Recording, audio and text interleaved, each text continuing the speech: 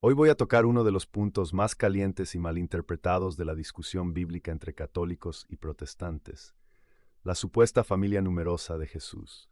Te han enseñado a leer Mateo 13:55, donde la gente pregunta, ¿no se llaman sus hermanos Santiago, José, Simón y Judas? Y a concluir automáticamente que María tuvo un montón de hijos y que la Iglesia Católica miente sobre su virginidad. Pero si te han dicho que la Biblia demuestra que María tuvo más partos, quédate, porque hoy vamos a ver quién está leyendo la Biblia superficialmente y quién la está leyendo en profundidad. Voy a demostrarte, usando la técnica del detective bíblico, cruzando datos de los 4 evangelios, que esos hombres llamados hermanos tienen otros padres biológicos nombrados en la misma escritura. Te voy a mostrar que el idioma de la Biblia no funciona como el español moderno. Pero escucha bien, no quiero que creas nada solo porque lo digo yo en un video. En la descripción de este video te dejé una lista corta de fuentes en español, algunas católicas y otras no católicas, para que vayas, leas y veas quién está torciendo la historia y la Biblia. Si ya viste cómo los protestantes se ponen de uñas cuando por fin desenmascaramos sus mentiras sobre la historia de la Iglesia, comparte este video ahora mismo con ese amigo protestante que siempre te saca el tema de los hermanos. Vamos a ponerle fin a esas falsedades con Biblia, con gramática y con lógica. Te hago 2 preguntas directas. Protestante, ¿sabes quién es la madre de Santiago y José según el Evangelio de Mateo? ¿Te atreves a buscarlo o prefieres quedarte con el eslogan fácil? Y tú, católico, ¿estás listo para descubrir que los hermanos de Jesús son la prueba más fuerte de la virginidad de María si sabes leer el contexto? El conflicto comienza con una palabra griega, adelphos. En el Nuevo Testamento esta palabra se traduce como hermano. El protestante abre su Biblia, lee Hermanos de Jesús y aplica su lógica occidental del siglo XXI. Si dice hermano, es hijo de la misma madre. Pero esto es un error cultural y lingüístico garrafal. Los autores del Nuevo Testamento escribían en griego, pero pensaban en hebreo y arameo. En el idioma semítico no existía una palabra específica para primo, tío o sobrino. Se usaba la palabra hermano para cualquier pariente cercano. Para que veas que no me lo invento, vamos al Antiguo Testamento. En Génesis 13:8, Abraham le dice a Lot, no haya disputa entre nosotros porque somos hermanos. Pero si lees Génesis 12:5, verás que Lot era sobrino de Abraham, hijo de su hermano Harán. La Biblia los llama hermanos, aunque son tío y sobrino. En Crónicas, a los primos se les llama hermanos. Labán llama hermano a Jacob, que es su sobrino. Por tanto, que la Biblia diga hermanos de Jesús no prueba biológicamente nada, solo indica parentesco cercano. Y esto no es un invento católico. Puedes verificar el uso semítico de hermano en las fuentes académicas y bíblicas que te he dejado en la descripción. Pero no nos quedemos en la lingüística. Vamos a hacer el trabajo de detective que tu pastor nunca hizo. Vamos a identificar a los padres de estos supuestos hijos de María. En Mateo 13:55 se nos dan los nombres de los hermanos, Santiago y José, o Jacobo y José. Guárdate esos nombres. Ahora, vámonos al momento de la crucifixión. En Mateo 27:56 se nos dice qué mujeres estaban al pie de la cruz. Dice, entre las cuales estaban María Magdalena, María la madre de Santiago y de José, y la madre de los hijos de Zebedeo. Alto ahí.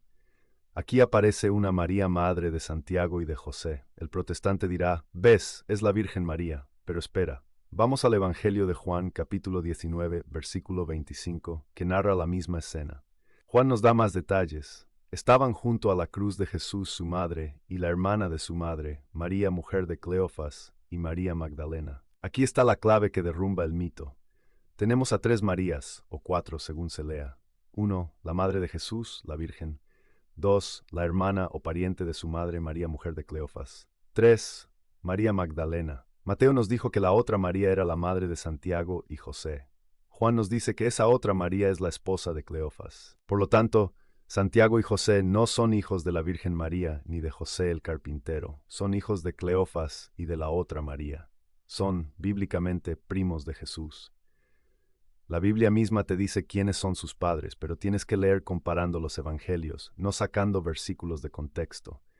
Todo lo que estoy diciendo aquí no se queda en palabras. En la descripción te dejé enlaces a Biblia Clerus y a enciclopedias para que veas este cruce de datos por ti mismo. Pero ahora prepárate, porque vamos a entrar en un terreno teológico profundo que la mayoría de los protestantes desconoce y que destruye su posición. Hay una profecía en el Antiguo Testamento que vincula directamente la virginidad de la madre con la divinidad del Hijo. Si tú dices que María tuvo más hijos, estás contradiciendo al profeta Ezequiel y negando implícitamente que Jesús sea Yahvé. Quiero que abras tu Biblia en Ezequiel capítulo 44, versículo 2. El profeta está viendo el templo de Dios y dice: Y me dijo Jehová, esta puerta estará cerrada, no se abrirá, ni entrará por ella hombre, porque Jehová Dios de Israel entró por ella, estará por tanto cerrada. Escucha bien esto, porque Jehová Dios de Israel entró por ella. Los padres de la Iglesia, desde los primeros siglos después de Cristo, entendieron unánimemente que esta puerta oriental del templo es una prefiguración profética del vientre de María. Ella es el templo vivo. Jesús es Jehová Dios de Israel que entró en el mundo a través de esa puerta, el parto virginal. La profecía dice claramente: no entrará por ella hombre, estará cerrada. Aquí está el dilema fatal para el protestante. Tienes que decidirte. Si María tuvo relaciones sexuales con José y tuvo otros hijos, otros hombres entraron por esa puerta, entonces la profecía de Ezequiel 44 es falsa. Y si la profecía es falsa o no se aplica a María, entonces el que entró por ella, Jesús, no es Jehová Dios de Israel. Si afirmas que la puerta se abrió para José y para otros 4 hijos, estás diciendo teológicamente que el vientre de María no era el santuario exclusivo de Dios. Estás profanando el lugar santísimo. Dios no comparte su trono. Si Jesús es verdaderamente Dios, el recipiente que lo contuvo queda consagrado y segregado para siempre, kadosh, intocable para uso profano. Al insistir en que María tuvo una vida reproductiva común, estás atacando la santidad única de la encarnación. Si María no es la puerta cerrada de Ezequiel, entonces Jesús no es el Dios de la profecía. Decídete. No puedes tener las dos cosas. No puedes tener a un Jesús que es Dios y a una María que es madre de una familia numerosa común. Ahora vayamos al argumento lógico y teológico más devastador del Nuevo Testamento: la cruz. Juan 19, 26 y 27. Jesús está muriendo. Ve a su madre y al discípulo amado, y le dice a ella: mujer, he ahí a tu hijo, y a Juan: he ahí a tu madre. Y dice el texto: y desde aquella hora el discípulo la recibió en su casa. Piénsalo con mentalidad judía del siglo I después de Cristo. La ley de Moisés y la costumbre judía eran estrictas. El cuidado de la viuda recaía obligatoriamente en los hijos varones. Si María hubiera tenido 4 hijos varones más, Santiago, Josimón, Judas y varias hermanas, Jesús no podía entregar a su madre a un extraño, Juan, hijo de Zebedeo.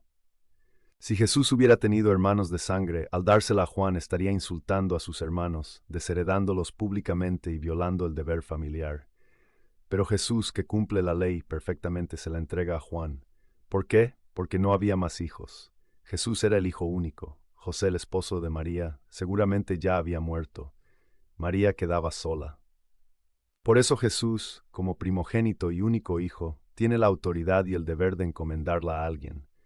Este acto en la cruz es la prueba definitiva de que la familia numerosa es un invento moderno.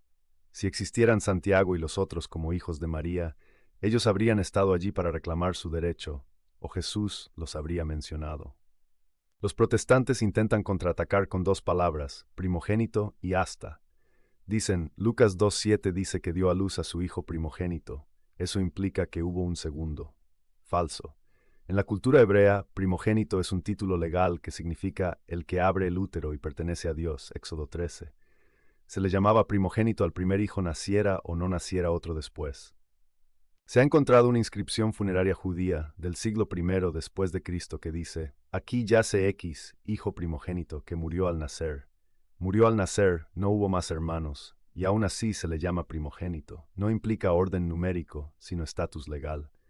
Luego dicen: Mateo 1:25 dice que José no la conoció hasta que dio a luz.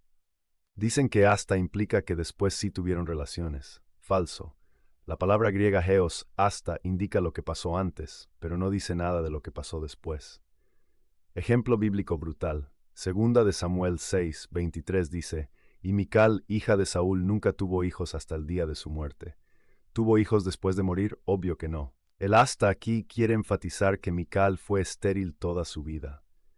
En Mateo, el hasta quiere enfatizar que Jesús nació sin intervención de varón, que fue un milagro virginal. No está diciendo nada sobre la vida sexual posterior de José y María. Y un dato histórico para cerrar la boca a los críticos. Los grandes reformadores protestantes, los padres de tu teología, creían en la virginidad perpetua de María. Martín Lutero escribió: Cristo fue el único hijo de María, y la Virgen María no tuvo otros hijos aparte de él. Juan Calvino escribió: hubo ciertos calumniadores que se atrevieron a negar la virginidad de María. Calvino llamaba calumniadores a los que decían lo que hoy dicen los evangélicos. Ulrico Zwinglio dijo: creo firmemente que María permaneció virgen pura e intacta. El rechazo a la virginidad de María no es una doctrina de la Reforma original, es una degeneración tardía del protestantismo que perdió sus raíces históricas. Puedes verificar estas citas de los reformadores en los enlaces de la descripción. Hermano católico, este eres tú cuando te lanzan la lista de nombres de Mateo 13. Te quedas mudo. Pero ahora tienes la respuesta. Tienes el mapa genealógico y tienes la profecía de Ezequiel.